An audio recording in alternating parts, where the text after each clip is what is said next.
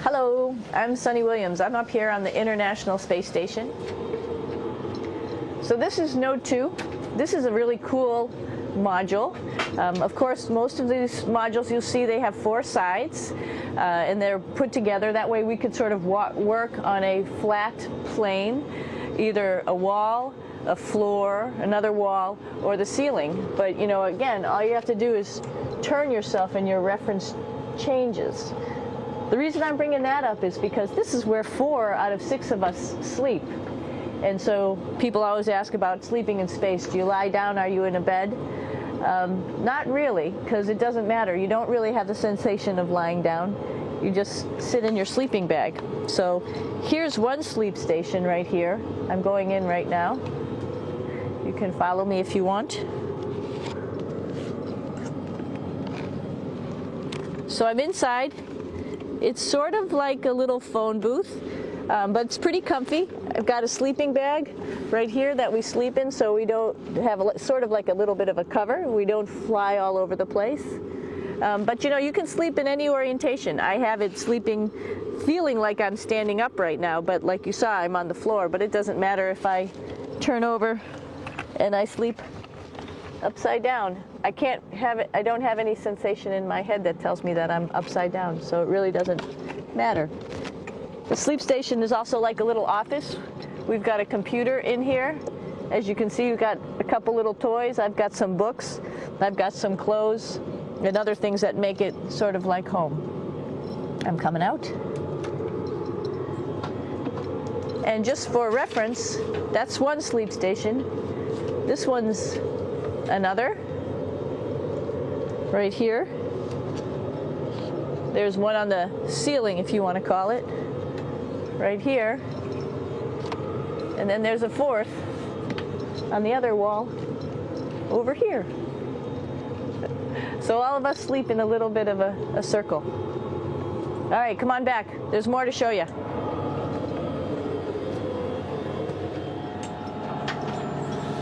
I know that there's some questions about how to use the bathroom and how do you actually live in space like normal, like at home. I mentioned real quickly about getting up in the morning and brushing your teeth and washing your face.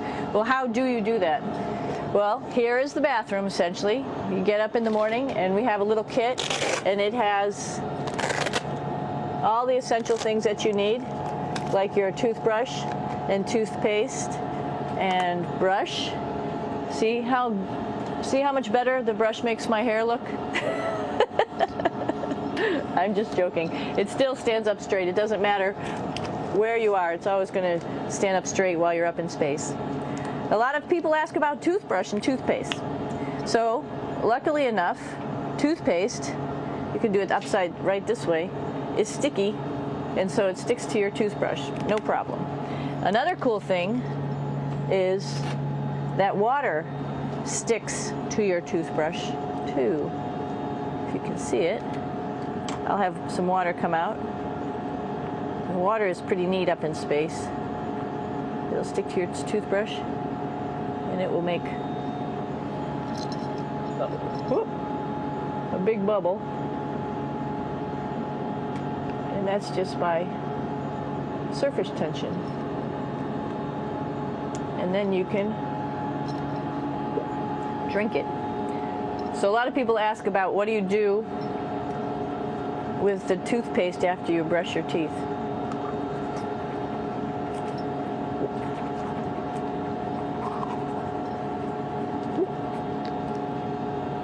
Two options.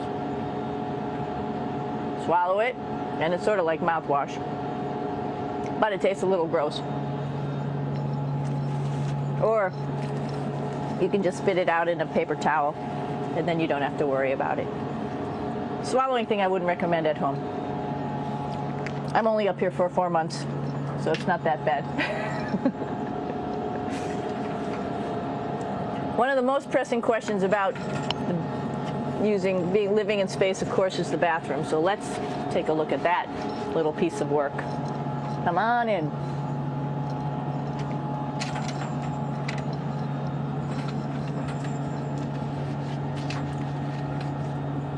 Here we are at the throne. This is awesome. You might see the little, you might have noticed the little moon on the outside. This is our orbital outhouse right here.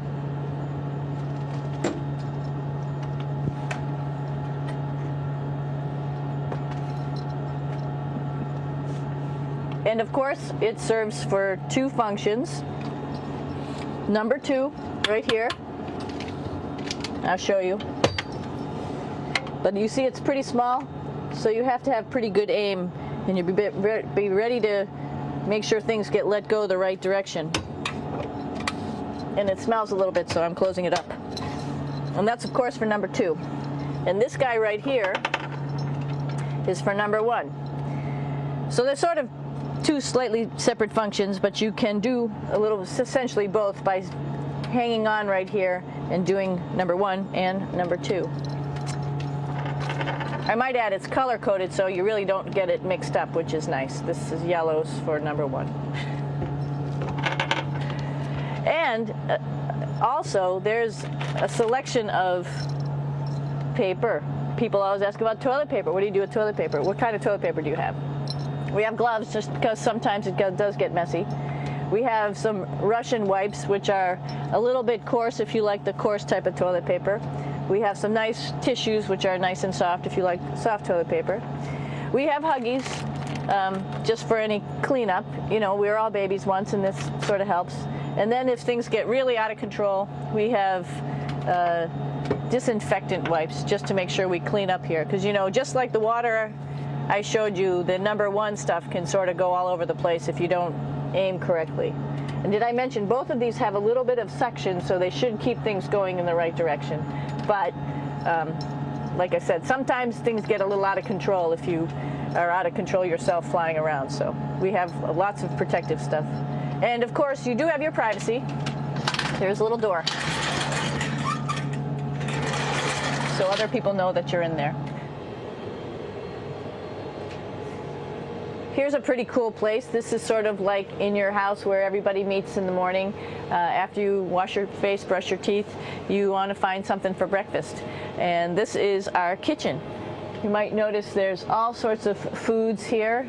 It's like opening the refrigerator. You got all your different stuff that you want to have: drinks, meats, eggs, vegetables, cereals, bread, snacks. And that's a good place. That's where you find all the candy. Side dishes, and then some little power bars just in case. So we have all this type of food. Some of it is dehydrated, and so we have to hydrate it, fill it up with water. Some of it is already made, and then all we have to do is heat it up. So something like this, I'm pulling out barbecued beef brisket. Pretty yummy.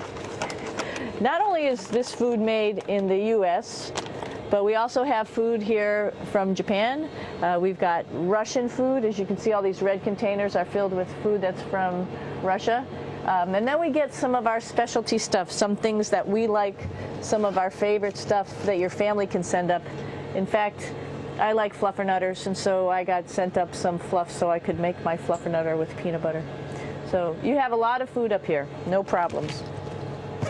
Now, I'm going to say where we are. So right now, we're in the Japanese laboratory. It's one laboratory out of many here on the International Space Station. It's actually on the left-hand side. If I was International Space Station and I was flying through space like this, my left hand would be where the Japanese laboratory is.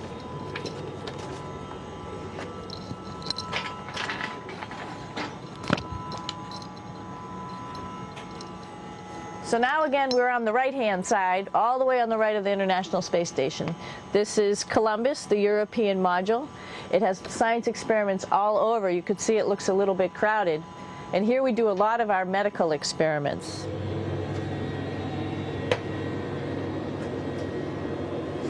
Here we are in the U.S. laboratory. Again, this is a laboratory with science experiments on all of the walls here, all sorts of stuff that we do. And one of the things we also do is we exercise. We have some exercise equipment on board the space station. We need to do that because we lose bone density and muscle mass while we're up here, and that's a result of not having to fight against gravity. So how we keep ourselves in shape are with a bike, a treadmill, and a weightlifting machine. This is the bike. You notice the clip pedals? So all you need to do is actually clip your feet in, and then you can start pedaling. You don't need a seat because you don't sit down. Actually, I haven't sat down for 6 months now, so you don't need any type of seat. Just make sure you're held in with your pedals. You probably see that the bike bounces around a little bit. As I move it, it's not steady and held to the wall firmly. And the reason for that is the space station is pretty big. You saw that there's also solar arrays on the space station. If we start putting any forces into the space station, it's going to make those solar arrays bounce around a little bit. So to prevent that, the machines bounce around a little bit, move around a little bit, and that way we don't put any forces onto the structure of the spacecraft out to the solar arrays. All right, a little farther on. Come on.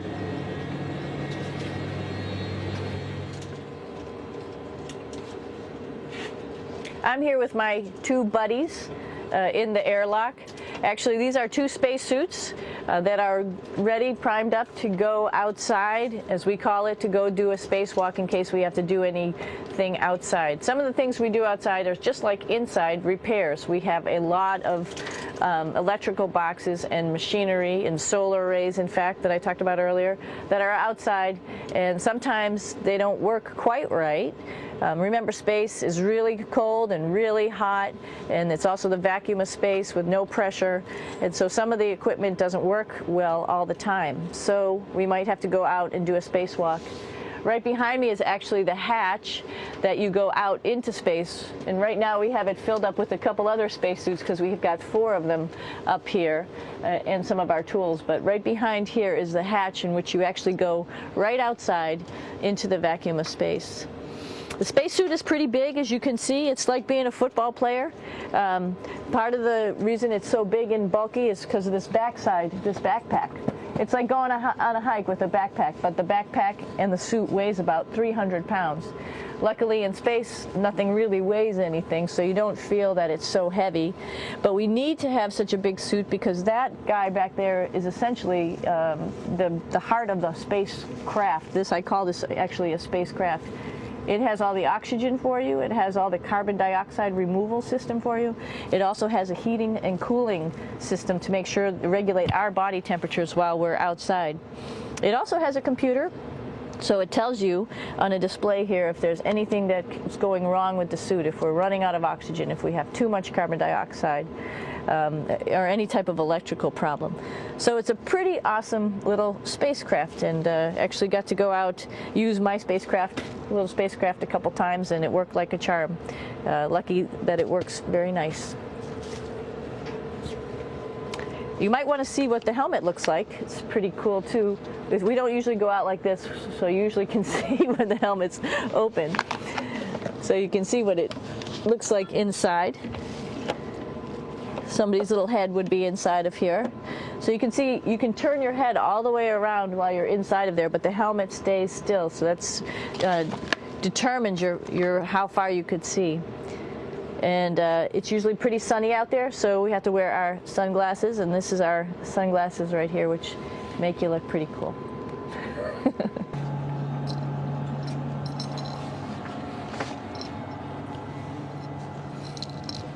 It's like a glass-bottom boat. This is the cupola. It sticks down below the space station. It's one of those places you find yourself hanging out in all the time because all you want to do is look back at our planet. I think some questions I had were about what do you do in your free time? And you can't help but want to just come to the cupola and look outside as much as you can. And a lot of folks, I play this game with myself about where we're flying over the Earth. Try to come in here and just guess. After being here for a little while, you can sort of figure it out. You can tell different cloud types over different continents. You can tell different soil types over different continents. So let's see. And then, of course, there's a lot of ocean. So usually we're over the ocean at first glance. I will tell you in just a moment where we are.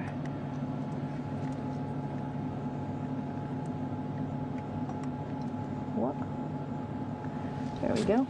So right now we are right over Africa. It's a little bit cloudy, as you can tell, but we're right over the continent of Africa.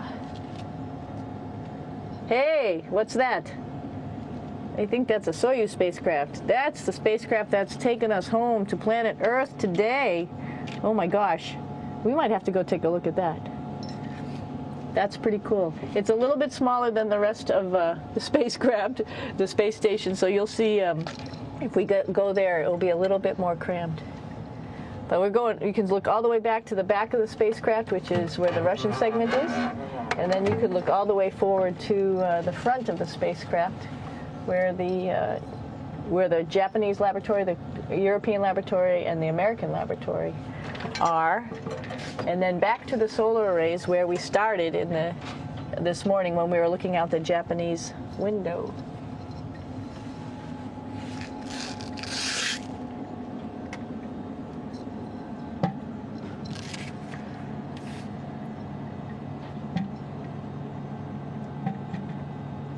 So other questions that were here are, what would you recommend as a job, if so, and to what type of person would want to be an astronaut?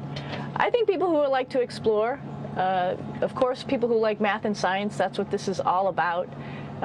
We have people in the office who are doctors, teachers, veterinarians, engineers, pilots, so all sorts of people become astronauts, and I think if you see it's just sort of cool, so I think people who like to do a little adventure and like to do cool stuff probably usually become astronauts. Hey, one thing I didn't show you, or I talked about but I didn't show you, was the exercise, another piece of exercise device, which is the advanced resistive exercise, and that's what this is right here. This is ARED, and you could probably see this bar. Let me just do a little bit of maneuvering here. Stand by. You have to set it up just like at any other gym.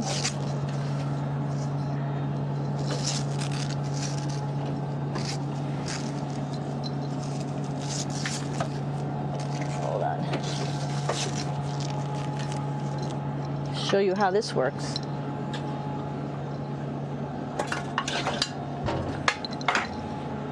So you can see you can change your attitude just by going from one module to the next, going up from the cupola down here.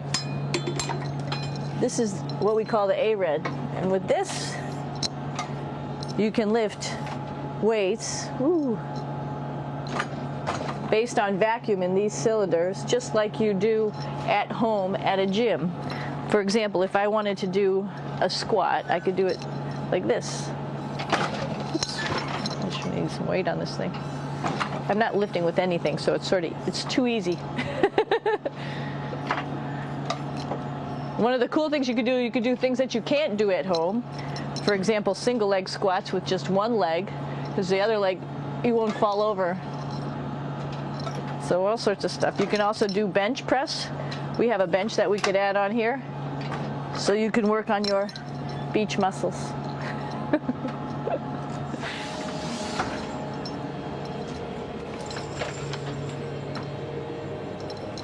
Hey Aki, what are you doing down there? Crashing things. This is one of the cool things about space too. It sort of looks like there's a big old hole here, but you don't even think twice about it. You can just jump over the hole, or if you want, you can go jump into the hole. I'm coming down. Woo!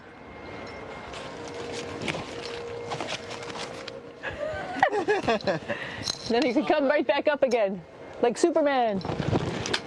Woo!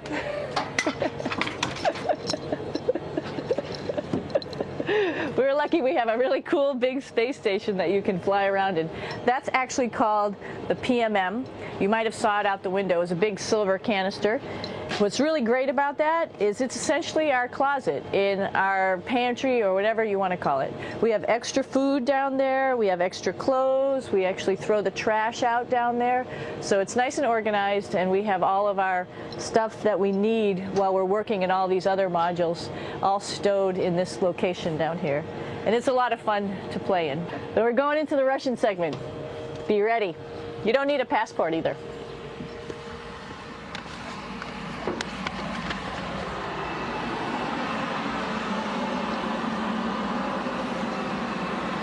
It goes a lot farther back than this. We'll go take a trip and say hello to the boys down there in just a minute. Well, let's do that first, actually, and then we'll go down to the Soyuz at the very end. This is Yevgeny. Hi.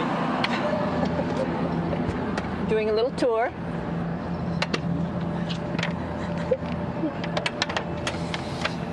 This is the FGB, and what's cool about this module, it is actually the very first piece of the space station that came up in 1998. The space station has been around for about now manned for 12 years, but it's been up in space for about 14 years. And this was the very first. It is like the Russians' PMM. It has a lot of storage, as you can see.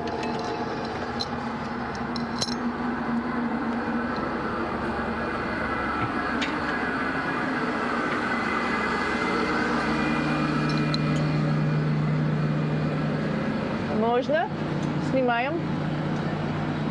Чуть-чуть. So here we are in the heart of the space station, really. This is the service module. This is the central post.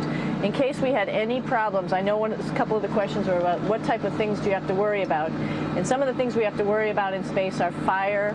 If we had a fire, if we had a depressurization, like we were hit by a micrometeorite and it made a hole, or if we had some type of toxic atmosphere. We use ammonia for our radiator, so there is a possibility that ammonia could come into the vehicle, and then it would be bad for all of us. If we have any of those problems, we come right here, which we call the central post. It is the main heart of the space station. It was also the first computers that came up here that ran the space station. And so behind this wall right here are these main computers. So we gather here as a group of 3 or 6 and then figure out how we're going to either fight the fire, patch the hole, or solve the toxic spill. And what's cool about this module, of course, it's the central post. It also has great windows right down toward Earth. It has controls to fly in visiting spacecraft if they need some assistance right here. It has Russian computers as well as American computers to help us control anything we need to on the space station. It's a couple of our crewmates back there, Oleg Novinsky on the right and Yuri Malenchenko on the left. And there's also a second bathroom here, which is really cool because 6 of us going to one bathroom is really tough. And so there's one bathroom here and one bathroom on the other side where I showed you. And you can probably see on the wall behind Oleg and Yuri some of the heroes of the space program. Korolev, Sergei Korolev, who was a chief designer of putting men into space. And of course on the right-hand side, Yuri Gagarin, the first man to go into space. So just reminds us of our roots. Yuri, what are you doing? Что делать? Making coffee. Oh. Black coffee. Yeah. Looks good. Okay. Спасибо. We're going to check out our Soyuz real quick. Make sure it's ready to go. All right, back to the Soyuz.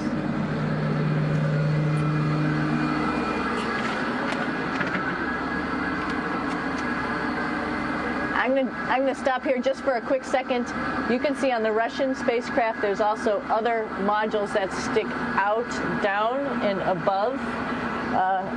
Right here is, let's see, I'm trying to be oriented.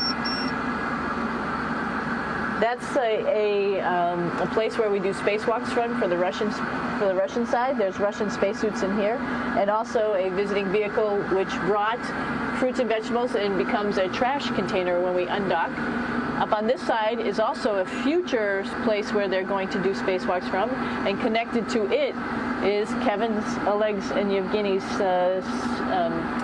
Soyuz spacecraft. And now let's go see ours. Whoa. Извините. No problem. Это пробка.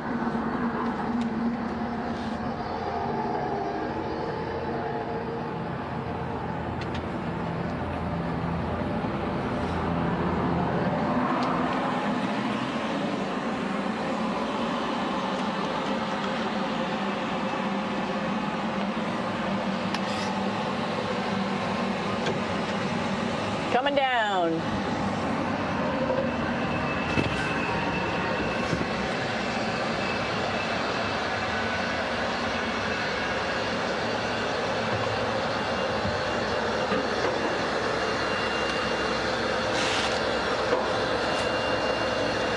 little tricky getting in here.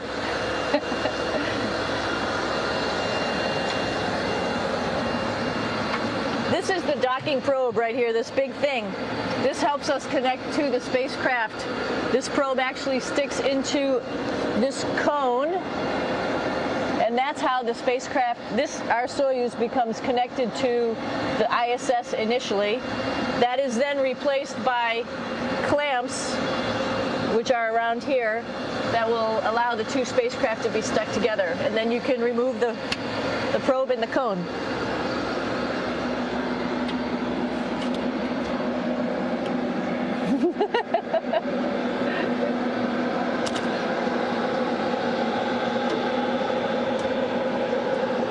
You okay? All right, so here we are in the Soyuz. This is what we call the BEO, the living compartment, Bytovoy Otsek in Russian. It also has a little bathroom. It's not as good as the other bathrooms, so we try not to use it too much. It has drinking water in it if we need something to drink. And then, of course, it's filled up with a lot of cargo for us.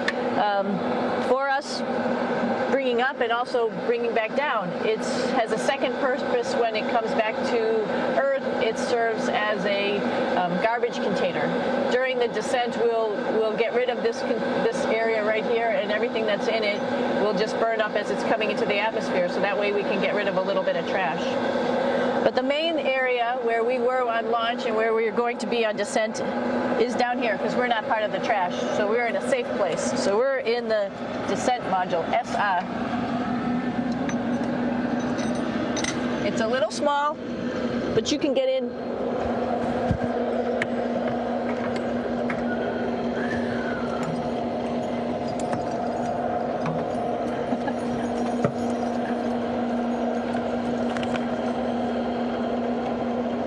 Not sure how well you could see in here. Hold on for a second. I'm going to turn it up this way, just so you could see the hatch and you could see Kevin. It's a little bit small, but we'll come in and show you around. You coming in? Probably not. Okay.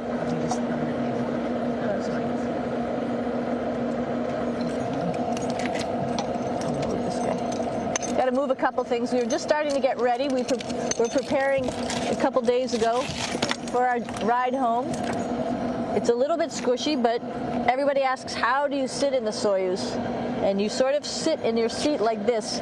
The seat is molded to your body, and so you can just sort of squish in here and be pretty relaxed.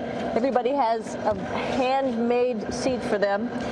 And then, of course, there's a control panel, and that's where we do most of our actions and work right here. There's hand controllers which you can fly the vehicle with, and there's a stick right here primarily used for communications when we're trying to talk to the ground. So 3 of us fit in here. Like I said, it's a little squishy, but somehow it seems like we all managed to get in here and fit pretty well, and it's a pretty safe ride home. You're probably wondering, what's all this junk behind us? Well, it's all of our parachute, first of all, and then it's all of our survival gear, just in case we end up landing in some strange place on the planet and nobody's there to rescue us right away. We have all sorts of survival gear with us, keeping us safe in here. So they've pretty much thought of everything. And we'll be home on the planet within the next 12 hours. Pretty shocking.